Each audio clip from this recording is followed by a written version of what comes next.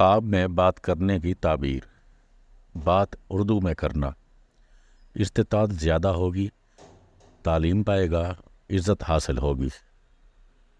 بات بچے سے کرنا، ناجائز کاموں میں مبتلا ہونے کی علامت ہے۔ بات پنجابی میں کرنا، کنواروں اور جاہلوں میں شمار ہوگا اور بے علم رہے گا۔ بات ترکی میں کرنا، سفر درپیش ہوگا، کسی غیر ملک کی سیاحت کرے گا۔ بات عبرانی میں کرنا، مال وراثت ملنے کی توقع ہے۔ بات عربی میں کرنا، دیندار ہوگا، علم دین حاصل کرے گا، عربوں سے محبت ہوگی۔